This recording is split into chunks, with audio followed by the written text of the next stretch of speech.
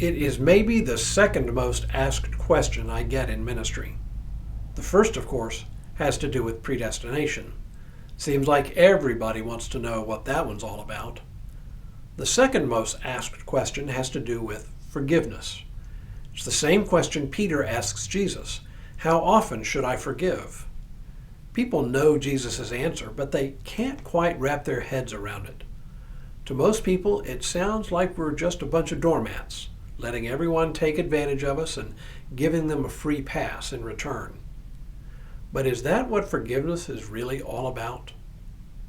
Hello, I'm Stuart Baskin, pastor of First Presbyterian Church of Tyler, Texas, and this is your daily devotional for Friday, May 17th, 2024. You know the passage. It reads, "Then Peter came and said to him, 'Lord, if another member of the church sins against me, how often should I forgive? As many as 7 times?' Jesus said to him, 'Not 7 times, but I tell you, 77 times. Well, that seems pretty cut and dry, doesn't it? Peter's choice of the number 7 has 2 layers of meaning. First is the plain meaning. 7 is a lot of times to forgive the same person, but it's not infinite. Even saints have limits to their patience. But 7 is also a symbolic number. In the ancient world and in the Bible, the number 7 implies completeness. Think 7 days of creation. Think 7 pairs of clean animals Noah was to put on the ark with him. Over and over again, the Bible, and especially the Old Testament, refers to 7s. 7 days, 7 animals, 7 weeks, 7 years. It's all about wholeness, completeness. So when Peter asks about forgiving a neighbor 7 times, it's about more than just a number. It's also about how completely he must forgive. Jesus' answer that he must forgive 77 times, or as some translations have it, 70 times 7 times, it is also not simply a number, an upper limit. It's about the absolute completeness of forgiveness.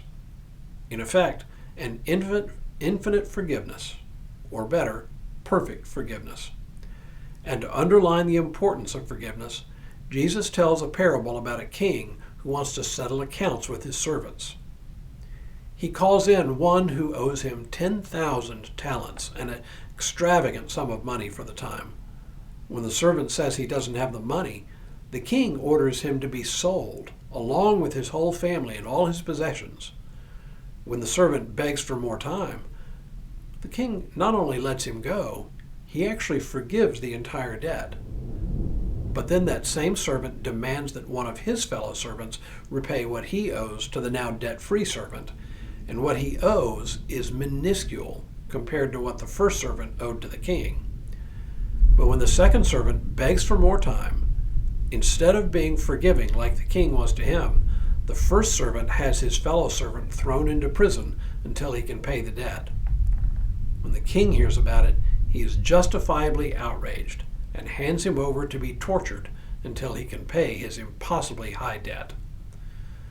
Jesus tells this parable, of course, to place our duty to forgive within the context of the infinite, extravagant forgiveness with which God has treated us. God forgives us fully and completely. The question then is, how can we withhold our forgiveness of others given how much God has forgiven us? Put in that context, forgiveness should be easy. But it's not. Never has been. Christians have been asking about the requirements and possible limits of forgiveness ever since. And theologians have been only too happy to find loopholes and exceptions that allow people to justify their withholding of forgiveness. We want to justify ourselves by coming up with logical rationalizations about why we might not forgive someone, reasons even why forgiving might even be harmful. And sometimes we're even right. But still, somehow it doesn't ease that nagging sense that we're supposed to forgive. So what is forgiveness, and how do we practice it? I think our difficulty with forgiveness is that we confuse it with letting a wrong go unaccountable. Forgiveness isn't about sweeping things under the rug to spare us from uncomfortable conversations. Forgiveness is about letting go of anger and the desire for vengeance. It doesn't necessarily mean letting go of accountability. It just means that accountability may take a different form than punishment. At its core, forgiveness is about reconciliation. It's about repairing damaged relationships. In a profound book about marriage, Lutheran pastor and writer Walter Wangerin tells of a time in his own marriage that he deeply wounded his wife by his workaholic lifestyle when he devoted almost all of his energies to his congregation. His congregation became, in a very real sense, his mistress. Not literally, there was no actual infidelity, but in the sense that his emotional energies went into the church rather than into the relationship he had with his wife. She finally laid her hurts on him, and he knew in an instant that the depth of his betrayal was deeper than he could dig his way out of. But he also knew something else. Simply apologizing would not do. He needed something deeper. And that something deeper came when later, sitting at his desk, his wife put her hand on his shoulder and told him she forgave him. At that moment, he was free.